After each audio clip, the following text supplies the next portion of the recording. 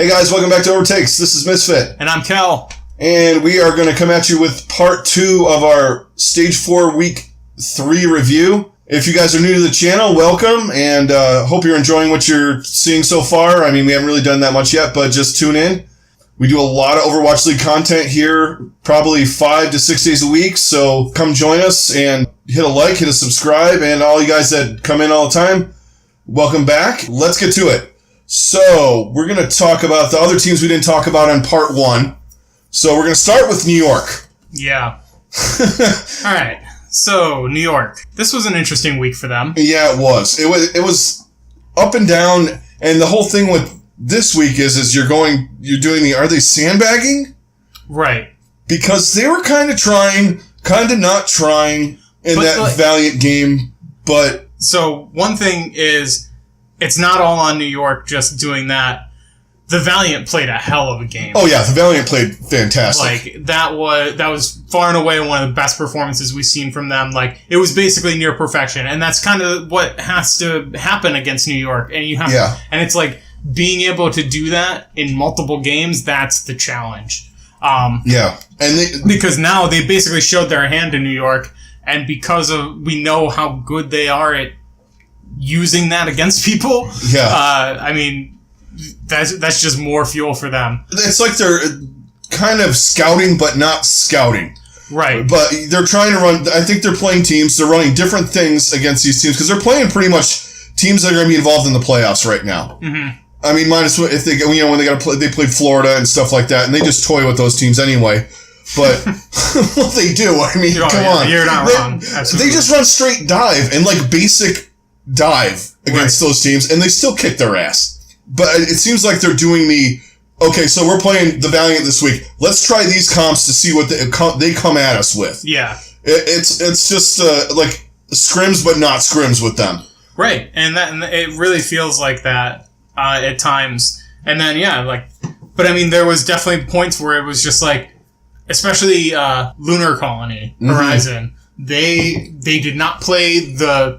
Meatball. They didn't do the meatball, which was so effective last week, and I guarantee, like, there's no way that they don't pull that out again. Oh yeah. And I really feel like they basically wanted to see if there was a different counter that they could throw to that normal defense. The Orisa, Moira, Junkrat, Widow thing, all that thing. Yeah.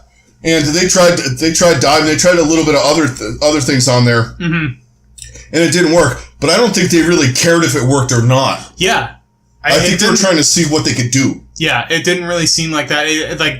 Because they didn't just keep bashing their heads in the same way. It was like a different approach, like a subtly different approach every time. They weren't switching up characters, but they would go in like in a different way each time. They weren't going London style on Blizzard World. Right, like let's just keep banging our heads against the wall, just doing the same thing over and over again. Yeah.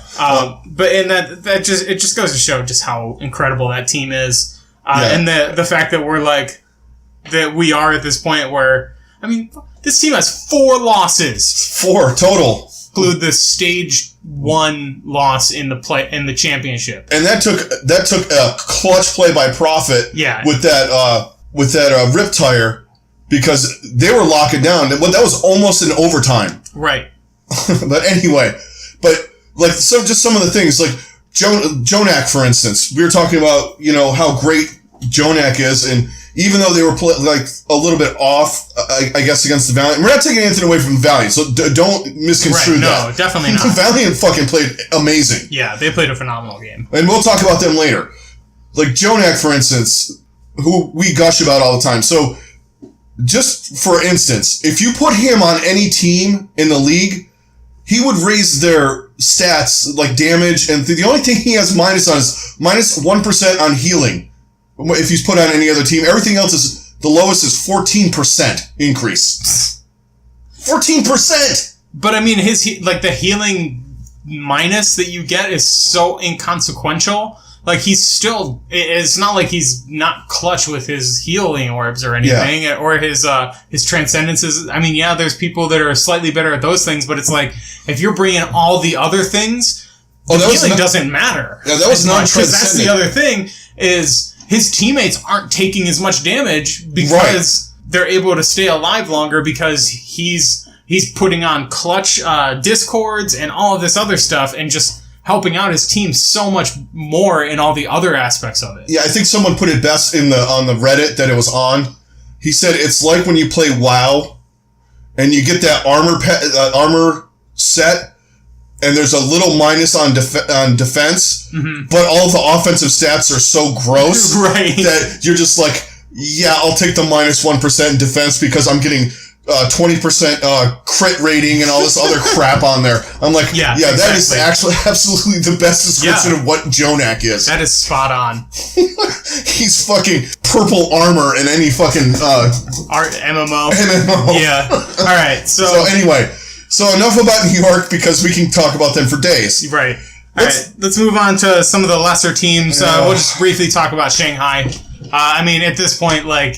We've already discussed this. I mean, to no end. It was fun watching Dia this week, though. And he went off. That was kind of cool. That was very fun. Dia had a phenomenal game. It's worth watching the highlights just for what he was doing, because he was like a one-man highlight reel that entire game. Yeah, he was pretty much a solo queue guy that's a DPS machine on a team of people like me that are mediocre at best going, well, fuck. How are we?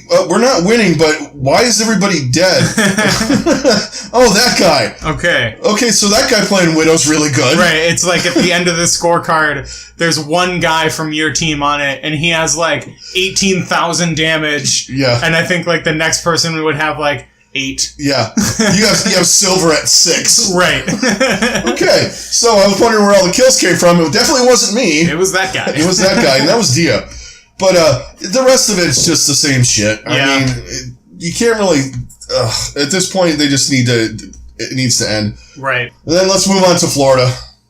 The same crap with them as every other week. Mm-hmm. Yeah, they look good against Seoul, but they couldn't finish maps, which is always the fucking problem. Mm-hmm. And then they had the Houston game where I fucking lost my mind. Absolutely lost it because they had that fucking Gibraltar map won. The whole thing with Florida, their whole season in a capsule, is that fucking push after they went 3-3 with Houston. Houston was on the cart from point A in overtime all the way to the fucking end of the map, man. Yeah, that's... And you couldn't get anybody off the fucking cart. That was Florida's season right there. That just pretty much put it in a nutshell. Trickling in... bullshit fucking plays, somebody trying to do something that they can't, and their supports were garbage. I'm done. Let's move on. Let's move on to Boston. Boston continuing to have their dismal stage 3. I mean, is this team gonna win a match this season or this stage? I've never seen anything like this in sports. Right? Where a team has gone from that, like a perfect season or a stage to like you're looking at 0-8.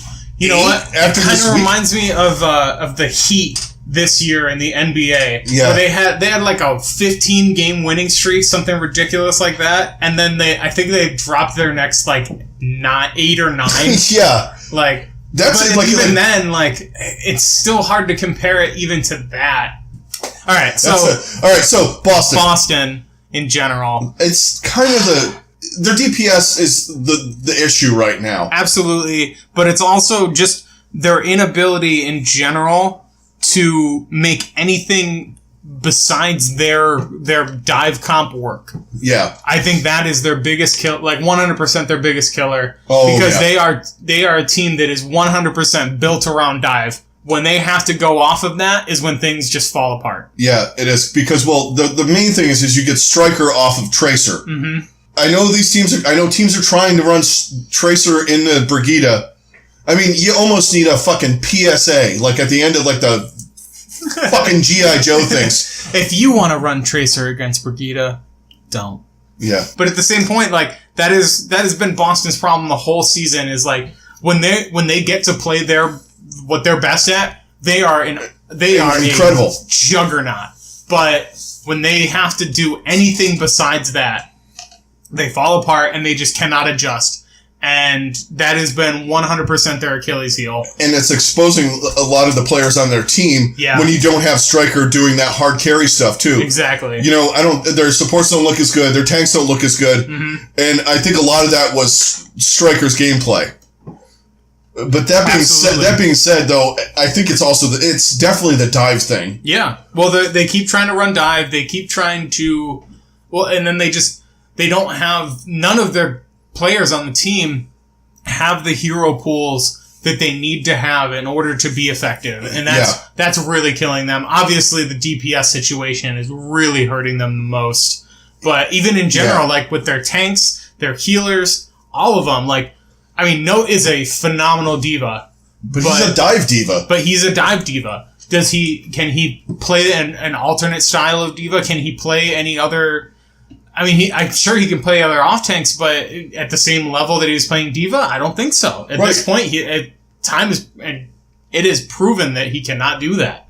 Running diva, because you can run diva in the Brigitte comps, everybody does. Mm-hmm. It's just, you have to play a different style. Yes. You're not playing that dive in, dive out thing. You're a lot more defensive. Yeah, you're more of a peeler. Yeah. And shielding, the Zenyatta. Right. Or the Mercy, whichever other healer you're running, or whatever healing combo you're running. If you have a Lucio, you're not going to necessarily be shielding Lucio, but you get what I'm getting at here. You're playing the backline defense, kind of like before they nerfed her defense matrix. Yeah, you're kind of like in that role, and occasionally you're going to dive in and move to the front and all that. Right, but it's much more situational than it used to be. Yeah. Because you don't want her going face in on a Brigitte either, because that's just disaster. Right.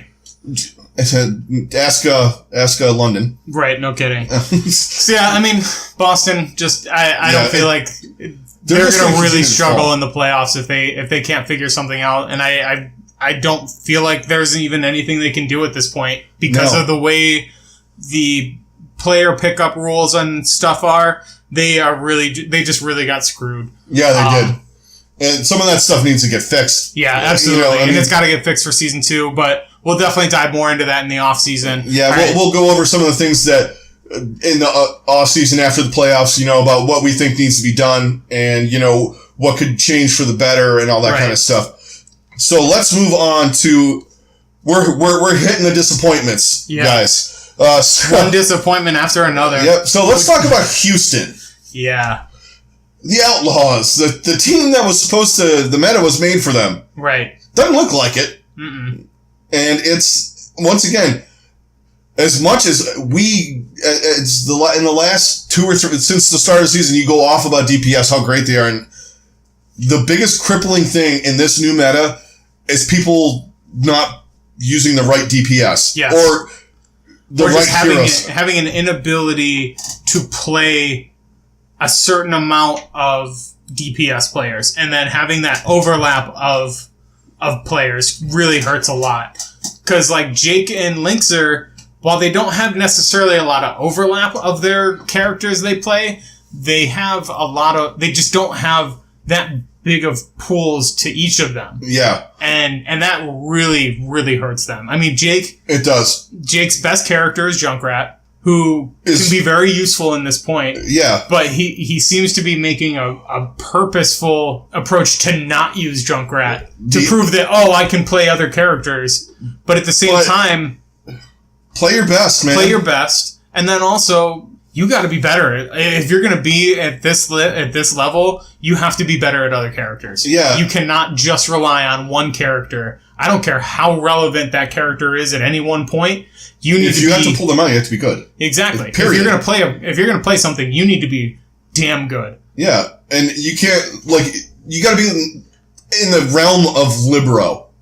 You don't have to play like that, dude, because he picks up anything. God.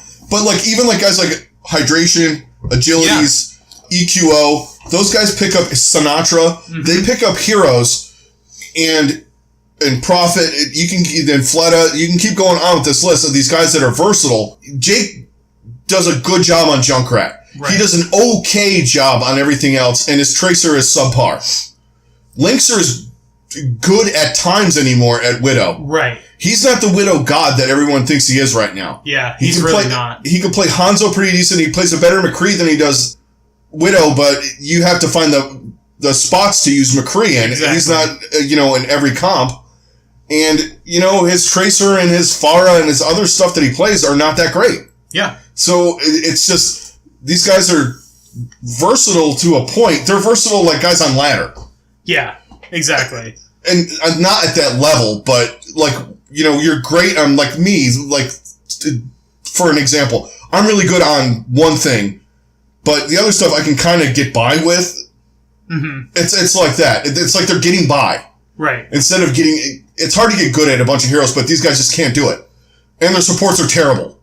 Yeah. I'm done with everybody saying, oh, they're having a bad spot. Their fucking supports are bad. Their supports are bad, and it absolutely hamstrings that team. And maybe that's half the problem. It might be. It really very well could be. Maybe Jake and Linkser could really, if they were on a team with really good supports and really good tanks, they would really thrive, but...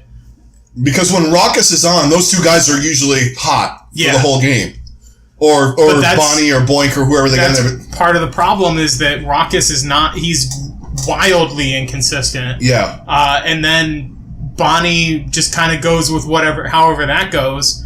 And it's just if you got... He's a mediocre Mercy. Yeah. He's not able to really make the game-changing plays as any of the main healers, and it really hurts them a lot. And I think that might be more of their issue, more so than the DPS. Even though it feels like the DPS are a big issue, I really wonder if the supports are more of the issue. Yeah, and it's a good debate about them. Is it the supports or is it Jake and Linkser? Right. Because when their supports were on early, when Raucus was playing really well, those two guys look good. Mm-hmm. They look terrible now, and it's, you're going, why do these two guys look bad? But you have to look at their supports. Yep. I mean, they're more often than not, when they play, you see, Raucus has this, and on Zenyatta, you can't have shit stat lines. You have to do a lot of damage, a lot of healing, a lot of transcendent healing, and discords and all that shit. Yeah. Because the teams that are really good have a fucking psychotic Zenyatta. Mm-hmm. Or at least a really good support combo. Yeah. Or, you look at, teams like Philadelphia, I think they cover a lot of, the problems on the team. Neptuno and Boombox. Mm-hmm. They're great supports that fix a lot of the problems. Yes. Then you take a team like Florida, and Shanghai, the two worst teams in the league, their supports are garbage. Oh, they're awful. I mean... And that's why I'm kind of surprised that Dallas is making the run that they are, because even with this run, their supports have been very unimpressive, but I think that they've kind of found a way to make them functional, I guess? Yeah.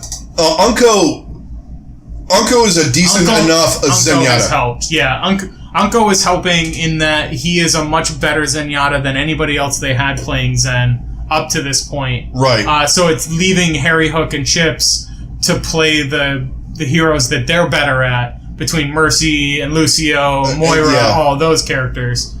And it also helps that Mickey's a psychotic fucking Brigitte, and just... Because he creates a lot of healing, too. Yeah. You guys can't forget that. Yeah, as much as Brigitte is this dive-stopping crazy bitch, she's also has a support. Right. Because that health pack, her E button, that thing throws out a lot of healing, man. That thing can be absolutely clutch. Because I was watching that London-Dallas match again, and Mickey threw that on OGE, 3 or 4 times when he was getting down to 40, 50 health. Right. And it just boosted him right back up. He really seems to be helping them a lot in that aspect. So that's kind of a done with mirrors kind of thing, I guess. Right. Back to Houston, their supports are just I don't like the way they're playing. And, and I think it's a reflective on why their DPS look like shit. Mm-hmm. And why Muma and Cool Matt look kind of okay right now, not as dominant as they were. Right.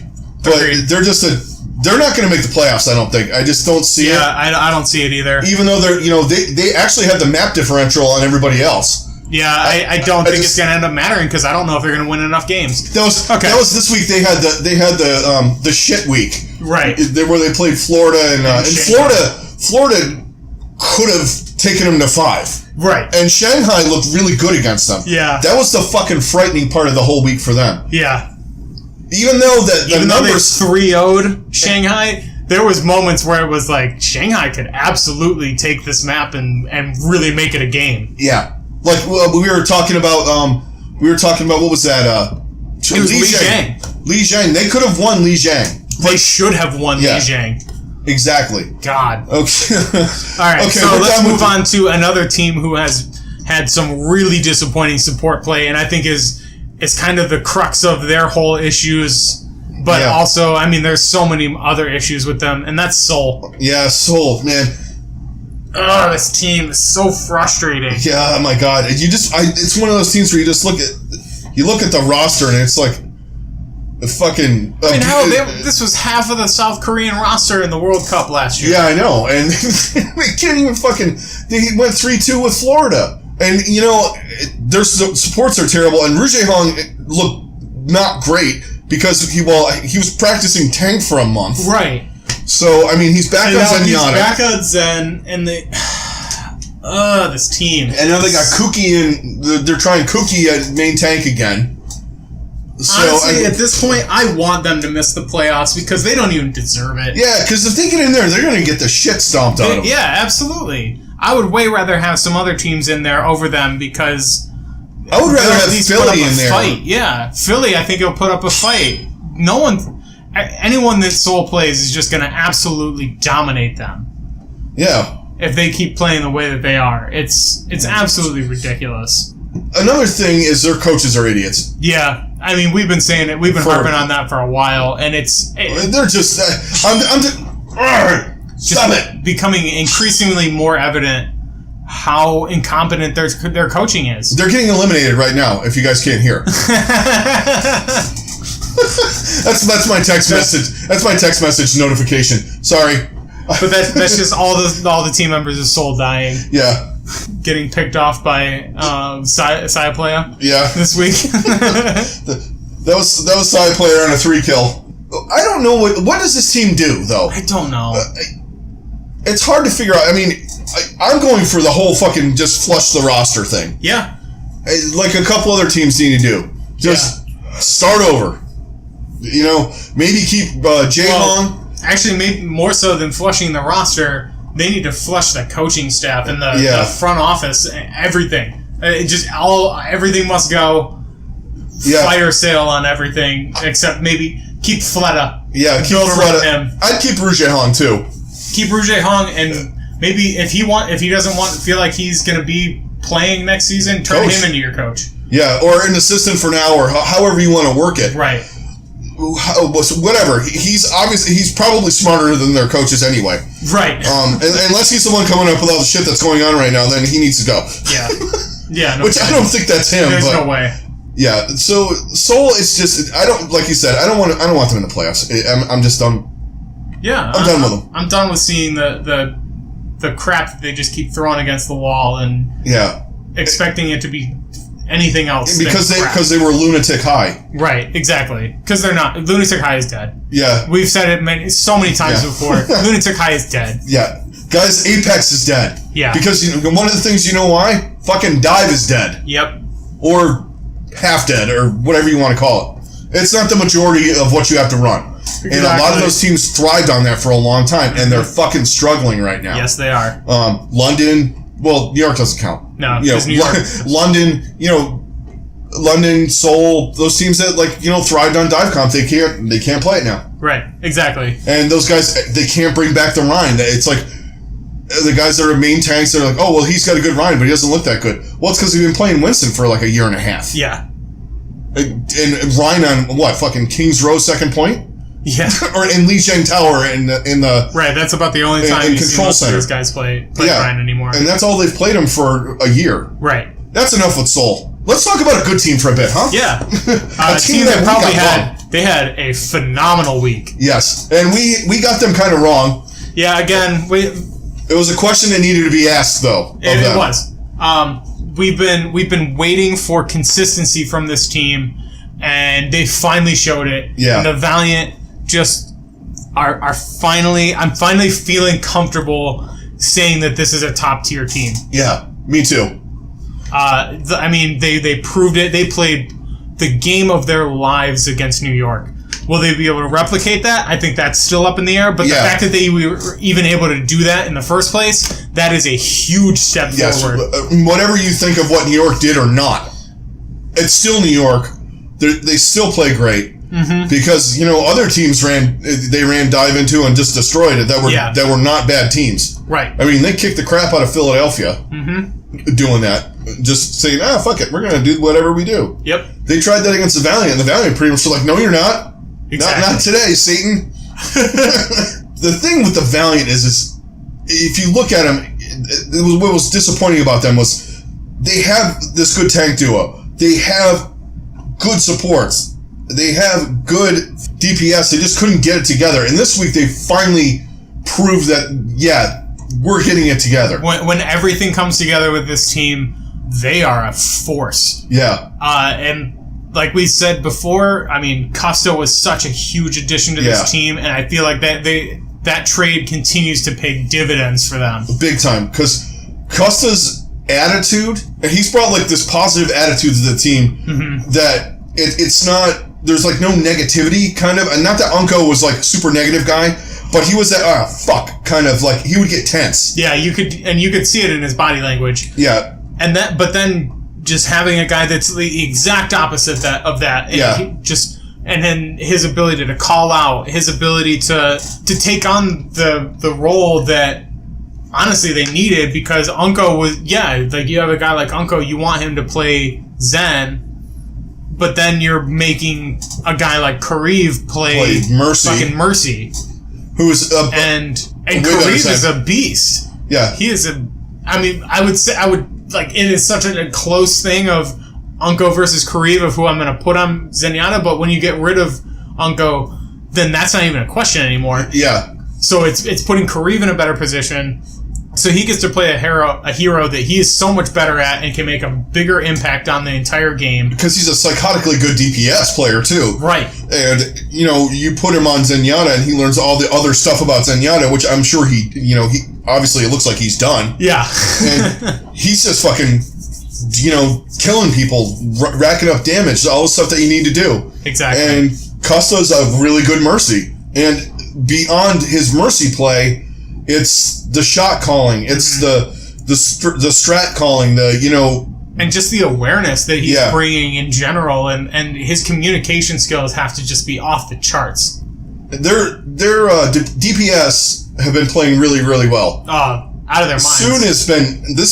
Soon figured out why people were killing him in the last stage, like consistently when he had the Widow battles, because he's pretty much winning them all the time. Yeah. And against like Saya Player and Surefour and guys that you didn't think he was going to be able to beat. Right. And then you got Agility's playing out of his mind. But I think one of the biggest underrated parts of this team is just how well Agility's has adjusted and his versatility that he's bringing. Between him and Soon, the versatility that those two bring is just absolutely huge for this team. And it's something we keep preaching about, is that versatility, and having two guys that have as big a hero pools as both of these guys do is just monumental for them. Yeah, and it's so beneficial now because you're not changing comps map to map. You're changing it point to point. Yeah, it is. And the teams that are succeeding are teams like both LA teams with the versatile DPS players. New York, and the versatile tank play. We cannot forget how huge that is. That's why Fissure is a fucking god. Yeah, and that's why Fate and Space are great. Yep, exactly. They're like mirror images of each other almost. They really are. This is like on paper, like the Valiant are probably like a quarter step down. You know what I mean? Yeah. It's like Fissure and then Fate.